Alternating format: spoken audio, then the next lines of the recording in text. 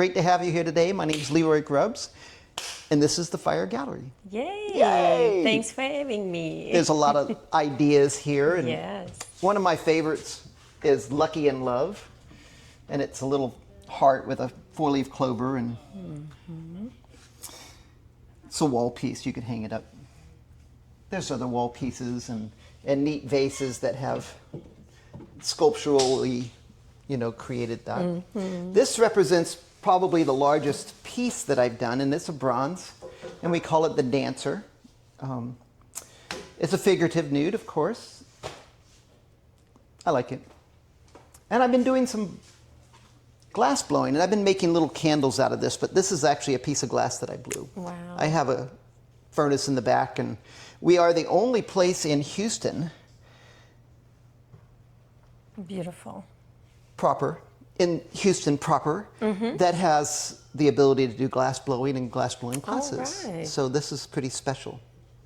And we're continuing to develop that and have great plans and membership ideas and more stuff. A hot spot winner for romantic spots in Houston. And though this might not look like much, it really is a great conversation piece. It is a piece of brick that was in our salt soda firing. Okay. And this is a ring, and we pull these rings out to see how much salt soda is on the ceramic. And the character of this overall was so spectacular that I saved it just like this. And we call these draw rings. So it's a test for making sure it's ready to go. Variety of pieces and parts and more glass and art. Yes. Art in every way. I really like that. Lots of little candle ideas. Beautiful little scented candles. Ocean Breeze, Ocean Mist, I think is the name of the scent. One of my favorite ideas. Not all of these are mine, but Rocco, a good friend of mine, actually made this one. Okay. And I liked it. He didn't. He gave it to me, and he was going to get rid of it, and I said, "Are you kidding me? You can't get rid of that." Anyway, the art on the wall is Friends. Incredible piece.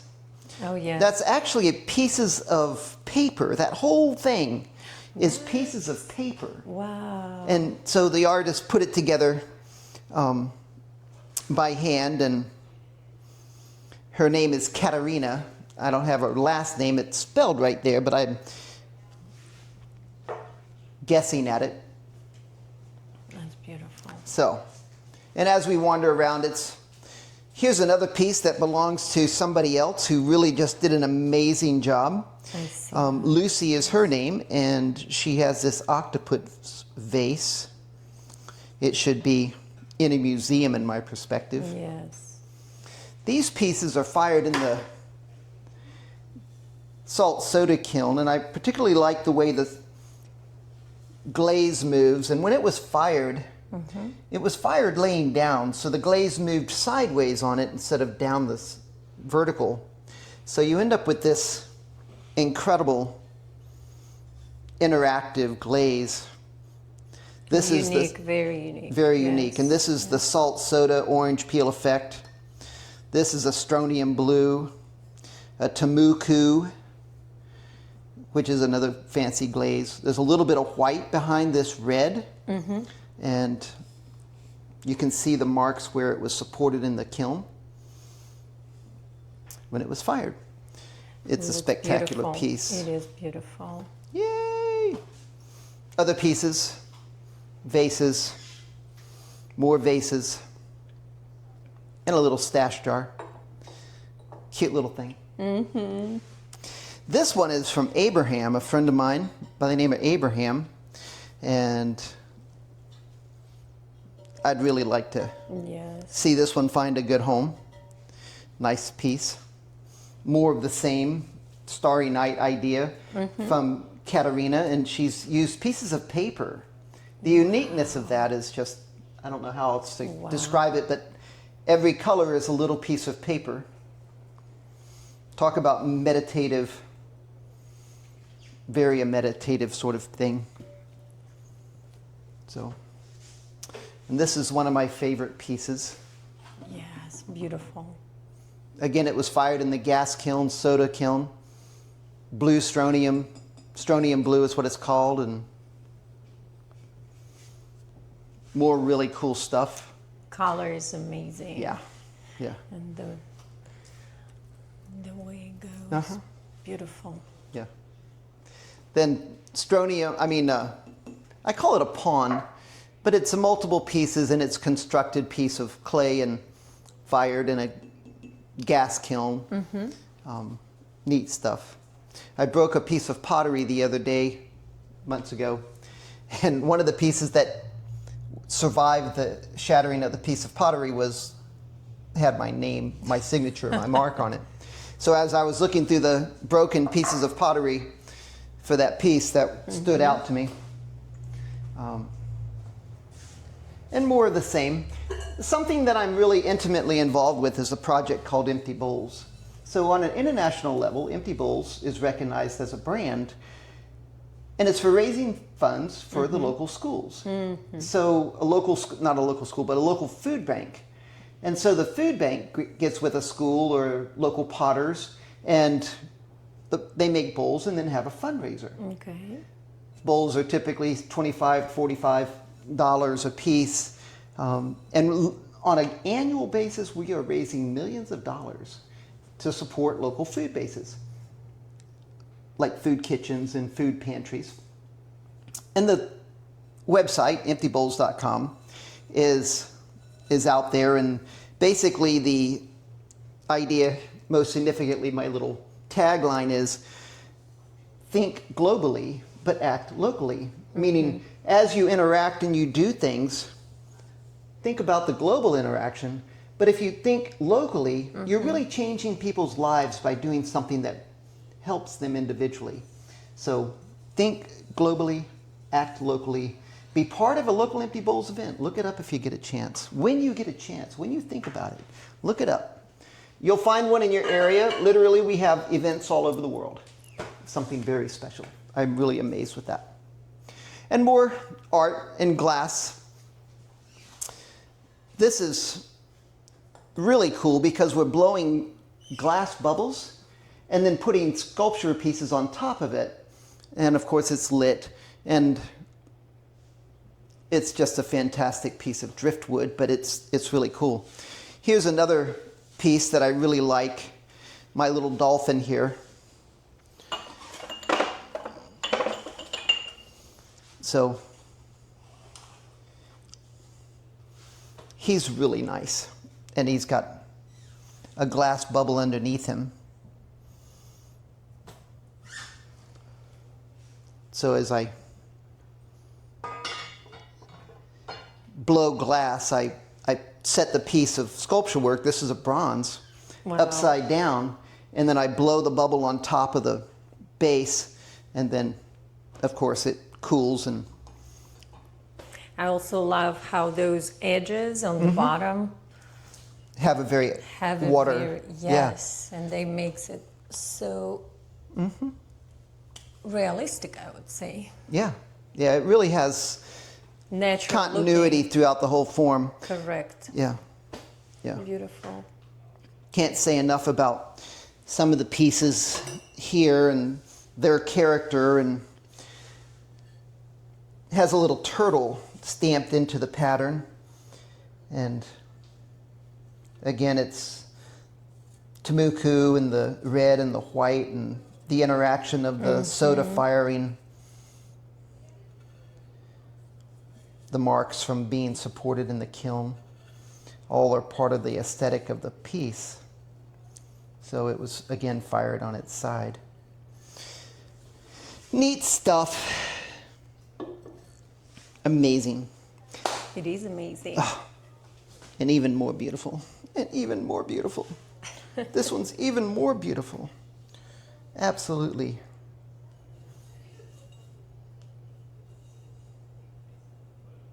So, How do you get colors like that?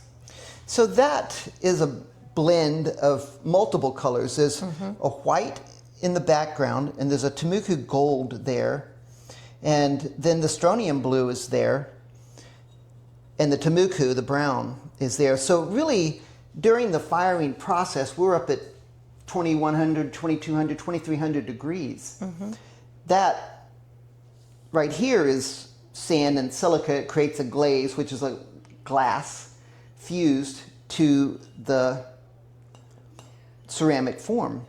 The chemistry of that glass, this glaze, is designed to interact with the clay, and the colorants that are involved blend together in the firing. This also has salt and soda in addition to all the other aspects of the chemical interaction that is involved.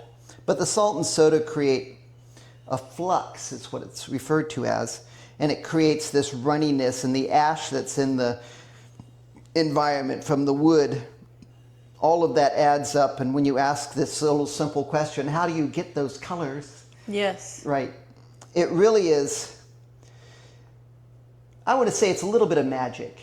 I was gonna, yes, it's a little bit of magic. It's kiln magic. And yes, we have some idea of where we're going, but how could I have ever guessed that the Temuku gold would have turned out so much as a background accent, and the strontium blue, you know, and the white that's here, and the ash that's gray. This gray is the ash effects. And anyway, another piece that's absolutely amazing. Yes. Beyond just your everyday pieces. And of course, they're nowhere else in the world kind of pieces. And that's a quick tour of them. Can't begin to tell you how much that is. So, and the big pieces here are another friend. I haven't done any paintings in this space. I've painted off and on, and of course I've painted pottery, but I haven't done a piece like that, and it isn't a friend of mine that has that. Do you think it's possible to maybe introduce the pottery to maybe canvas? So I understand it should go to the oven and all that, Right. but is it even possible? So I think of the ceramic surface as my canvas.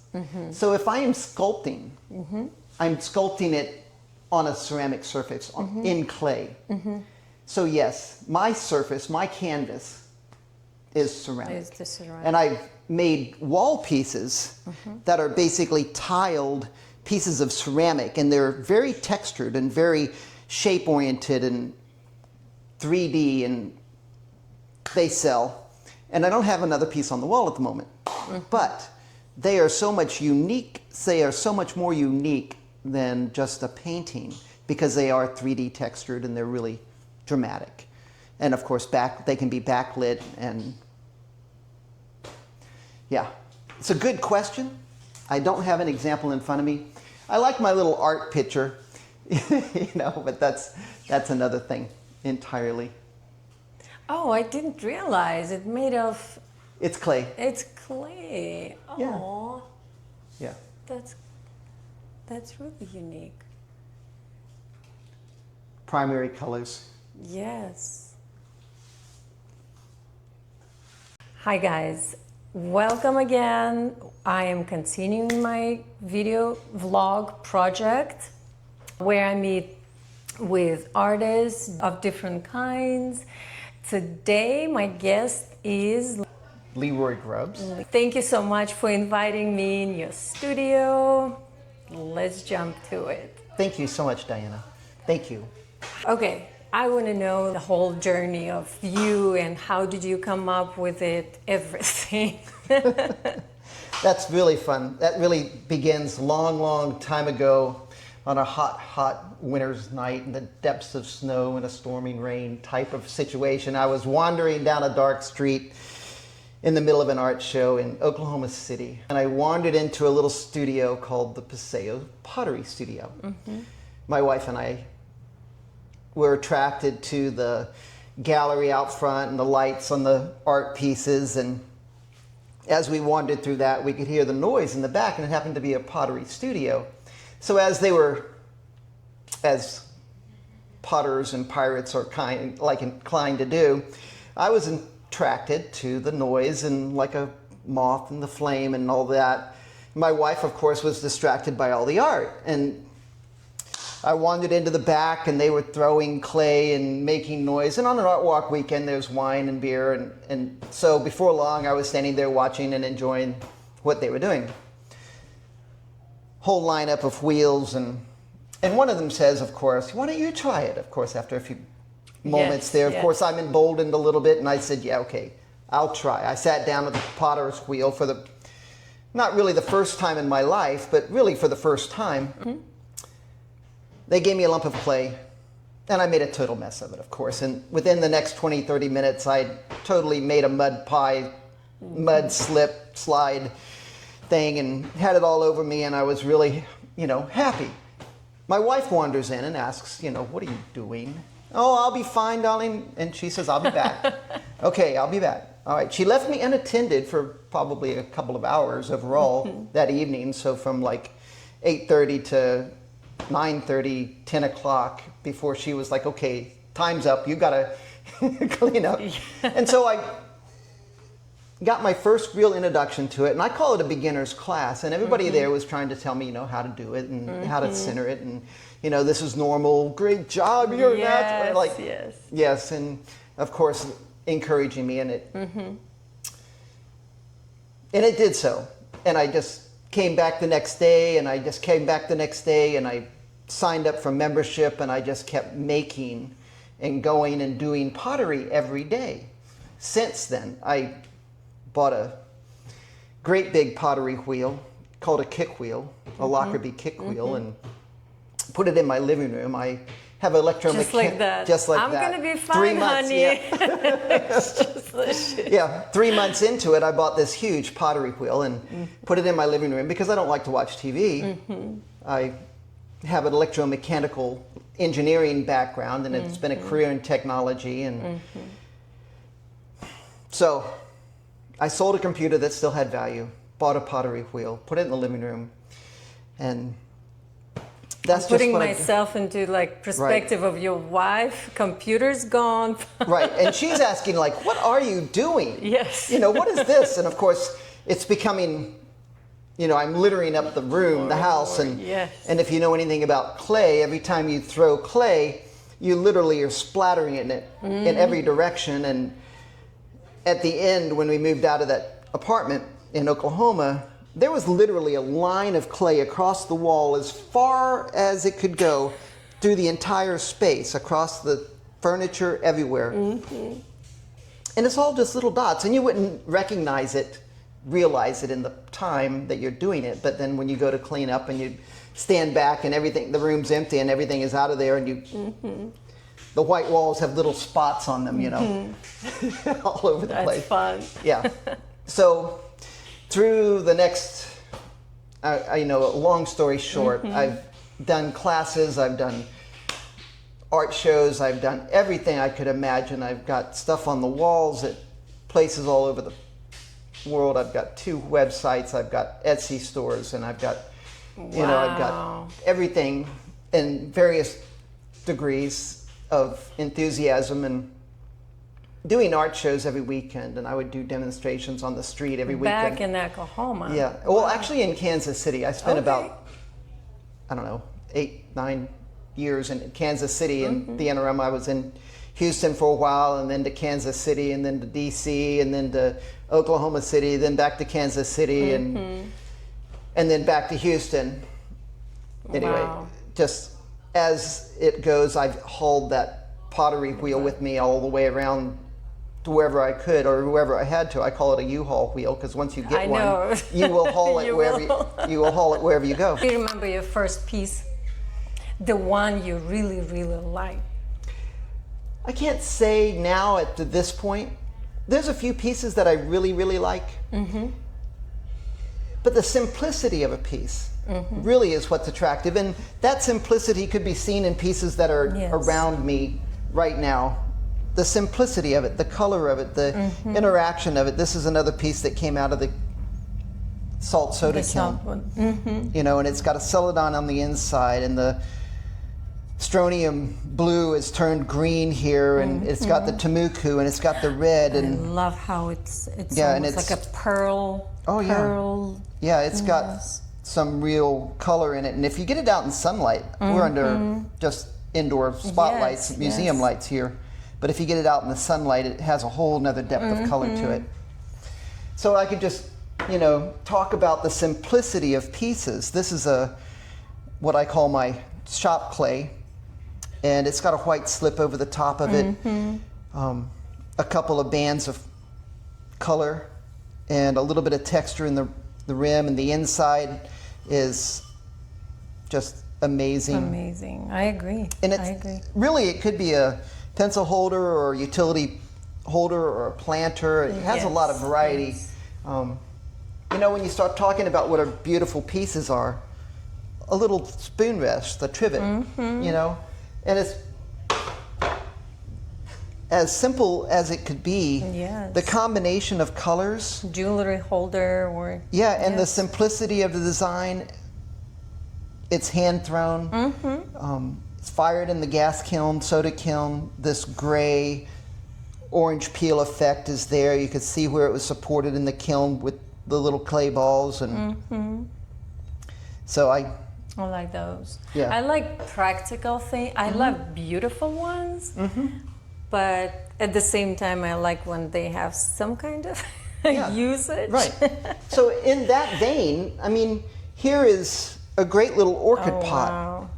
And really, it is amazing because, you know, you can see the movement of the glazes and the strontium blue and I call it the orange peel. And when you get over to this side, you can see the tamuku gold and the red and the whites that are just interlaced and blended. And, you know, this, I mean, I want you to get a close-up of because it's just such a dynamic sort of. Hold on, let me drink this. It's just so dynamic. Yes. As a sculptural form. And then the planter concept, you could use it for a planter. You could use it for a nightlight, It's votive. perfect for orchids, you know, and because orchids love this. And it is completely food safe. There's no chemicals in it that are bad. Great. So it's functional as well. And though it's you know, an incense holder. The best part about this, of course, and the dynamicness of the glazes again and everything, is that it's a stash container. If you had a need for. If you have that, it would sit on the key. You know that. That secret spot at your front door. That's right. Outside the front door. That's right. Yes. So you could do anything. You could tape a key inside of it, and you know. I call it a stash container. It's absolutely, again, just amazing piece as far as pottery goes. It is beautiful. So way over the top. People want art, and they want art in their lives, and they'll buy art from the artist. So as the artist, I am out there selling myself more so than I am selling my art. I am inspired, and I can communicate my inspiration through my art.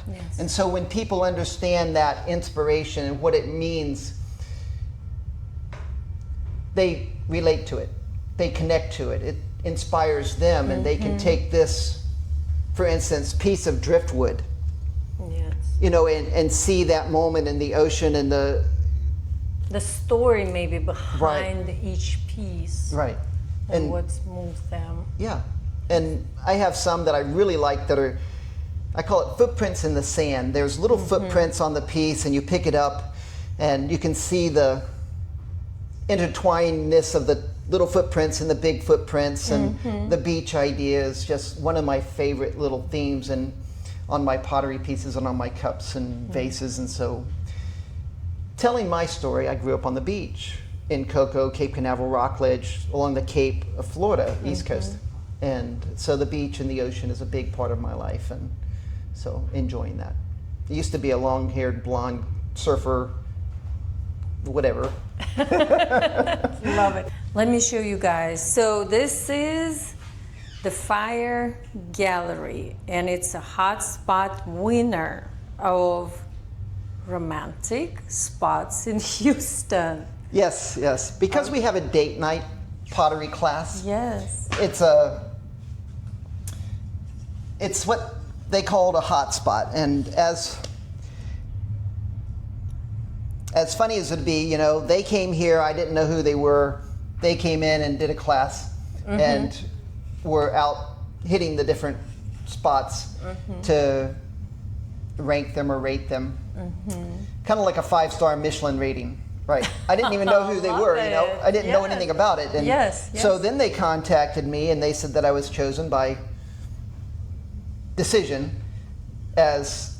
And the Oscars goes to. Right, and you never know. Right, who is it? And they actually have to act surprised, right? Oh my goodness. So we do have a very nice, neat pottery date night idea experience, and people do come in and do that. So selling the classes, the pottery classes, we have memberships for people who really get caught up in it. And this is a warning. This is addictive. Just looking at clay creates a meditative state in your mind if you understand mind and brain waves and theta and alpha and beta brain waves. And just the spinning of the pottery is mesmerizing. And it creates this relaxed, focused mental state. You know, everything else goes away. And I just really love to explain that. I love this connection. Yeah. That's that's my favorite. This is why I keep on coming to my studio and keep on painting or sculpturing or anything like that, because of, I don't know, it's just. I call it capturing the inspiration. It's in that moment. Right. And you're inspired and you take it, and with the skills you have, you go and do it, whatever it is. Like I woke up in the middle of the night or the first thing in the morning, and I have a very real vision of a piece of pottery that I'm going to make and sculpt. And, you know, and I come in here and I make a fish. Not very dramatic, but, you know, then I have the life-size bronze, and then I have this dolphin, and then I have other pieces that are just in the moment. I just have that moment, and I call it capturing that moment, because we're inspired, and if we entertain that inspiration with our skills, then we have more of those inspirations. It's kind of like we're paying attention to the inspirations that come to us, and we're implementing them, giving them, making them realities, you know. And taking that and recognizing it's not me. I am not the fountain of these ideas. I am the one that's merely inspired. And I'm entertaining. Maybe. You're passage. Providing. Passage. And I always like the idea, the inspiration is kind of like a wind coming over the hill, and I'm standing in the hill, and the wind's passing by, and I can either entertain it or let it go on, you know, and I can make it, you know, and be inspired by that, or it's just going to keep going. I'm wandering out into the ocean, and the waves are, you know, the inspiration, the waves are, you know, bigger and bigger, and the more I pay attention to them, and the more I, you know, interact with them, if you wish. I'm a surfer. I love the idea of surfing these ideas. Yay! So here is clay. This is basically dirt, mud, and it has a certain water content that, not too much, not too little, just right, and it works as clay. You add water to it and it becomes mud again. And this is a pottery wheel.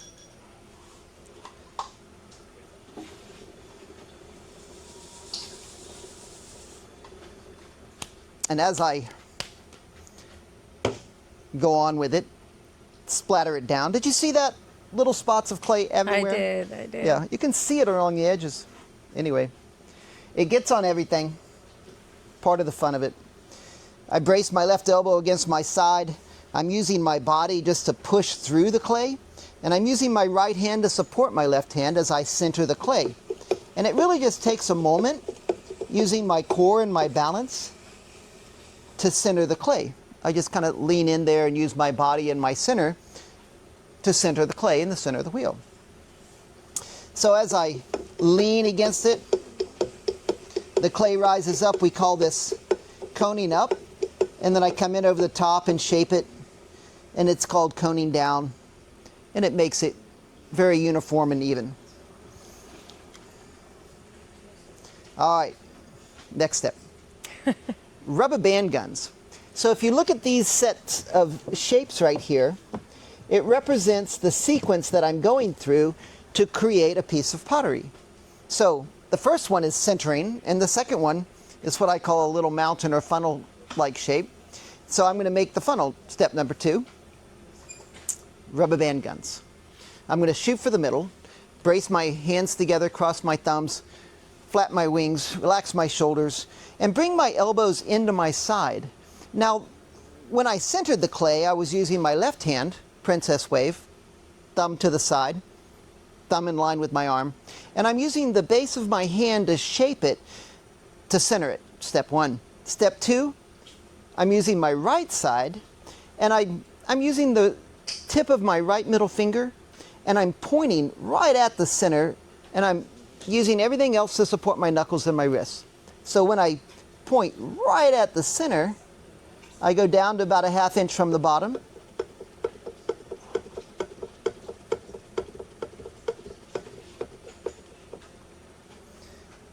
Smooth it out, add a little more water so it doesn't get too broken. Too much friction. Compress the rim and smooth it out.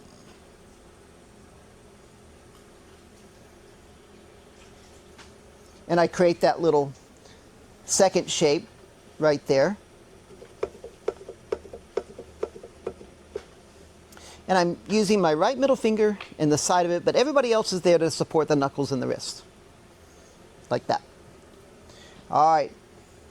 And the next step, 3, 4, 5, and this is why pottery is so popular on Valentine's Day, is because instead of rubber band guns, when we put our hands together, we make a heart. Nice. And have you ever seen the movie Ghost? Anyway, it's an old movie. Okay. Yes, sir. All like right. 10, 20 times. Yeah. So the idea is we're using our fingertips to shape the clay. So from the inside we push out, from the outside we push in, and just bring our fingertips together. And so when you see step number 3 there, I'm coming across the bottom, leaving about a ½ inch of clay there for the bottom of the form. And I'm applying even pressure from the inside and outside and creating. This is the magic moment. This is actually when I have always been caught by pottery, the transition of that lump of clay into a form, into a shape. This is it right here. This is the amazing moment. And you can see what Sabine has done here with how she's created this bowl and this vase. And continuing with the heart just a little bit further, I'm bringing my hands together, my fingertips together, and I'm pulling the clay up the side. So as you can see in steps 3, 4, and 5, the clay gets taller and slimmer as it goes up. So that's the objective. Consistent moisture over the surface, lubrication is essential, and you come up the side. Further and further up the side. Coming in at the bottom and making the shape narrower as I come up the side and the piece gets taller. And it's really important to come from my body and use my body and be stable as I interact with the clay. I often refer to it as easing on and easing off the clay. Instead of grabbing it like you'd sneak up on someone and tickle them when they don't expect it, same concept. You want to ease onto the clay and ease off. Any sudden transition of pressure is kind of like throwing a stone into a pond. It creates waves. So any sudden transition of pressure will create a wave in the clay, and you'll see that wave at the end at the top of the form, or in the side, the variation of thickness of the clay itself. So there, from here, I could go anywhere with the piece,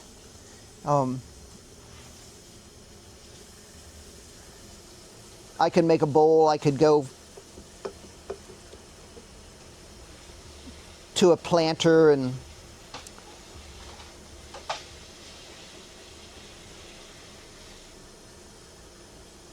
a serving bowl.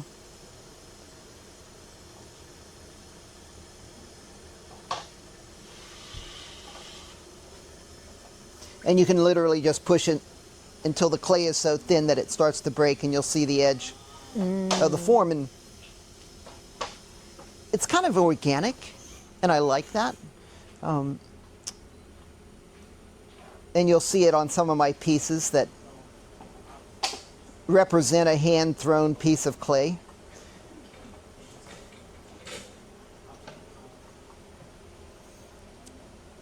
It's fun stuff. It is. It is fun. So, thank you, Diana. Thank you, LeRoy.